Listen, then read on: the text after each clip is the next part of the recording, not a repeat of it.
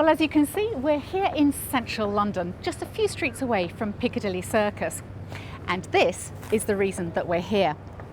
As many of you must already be aware, Unipart is currently running a major advertising campaign in the national press, including, of course, the Sunday Times. It's the first campaign for many years, and it's so different from anything that Unipart has produced in the past. So we've come here to the head offices of international advertising agency M&C Saatchi to find out more about the thinking that went into this advertising. So Peter, what's the reaction when customers come along and see this? What do they say? This is one of the points on the experience where their eyes really light up and they begin to see the way in which the steps of the Unipart way really work together in order to be able to empower people. Well, that's terrific, thank you. And of course that brings us on to the whole concept of learning, which is so fundamental to everything that Unipart is about.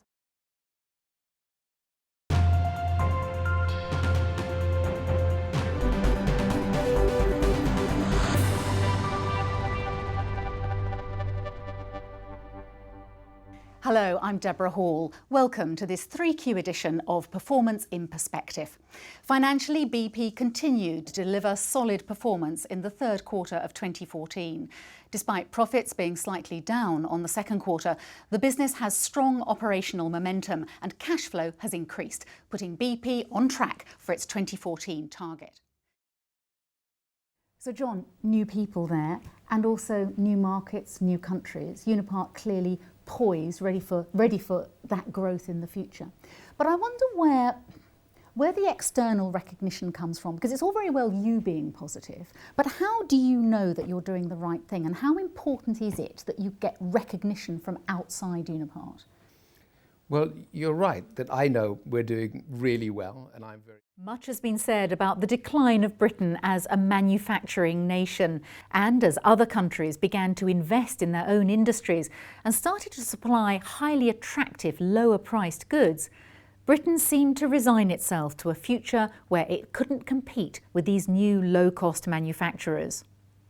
Well, that tide is beginning to turn, and at last it's becoming generally accepted that having a strong manufacturing base is vital to the UK economy and all of the people who live here. Once again, Britain is starting to prove that it can compete with the best manufacturers in the world, especially in the motor industry, which is largely based in and around the Midlands. So, that's where I've come to today. I'm in Coventry, in fact in Coventry University, where I'm meeting Deputy Vice-Chancellor John Latham to hear about a major new high-profile, government-backed initiative. And Carol, for the students, this is a visual reminder, isn't it, the whole time? This is what they're working toward. That's the fantastic thing about the design of the building. We are right here on a manufacturing site, and every day the students, as they learn academically, can see the whole point, the whole reason why they're here, and it's really quite powerful. Now, groundbreaking though I appreciate it is to be training tomorrow's engineers right here today, there's so much more going on. Hello, a very warm welcome to this Lloyd's Pharmacy hangout where the emphasis is on skincare, and with the help of our experts here we're going to be addressing your skincare issues, and thank you so much for everyone who's written in with your questions, and we'll try and get through as many as we can. We've been inundated, and we'll also be asking our experts for their top tips as well. But first of all, let me give you a bit of context. I'm sure you've heard of Lloyd's Pharmacy. They must be very familiar to you. There's over 1,600 stores around the country, so I'm sure there's one that you can pop into that's close to you, or indeed you can access their products and services online. Now, Lloyd's Pharmacy is very much committed to healthcare for life. Well, it's so nice to meet you. It's Luke, isn't it?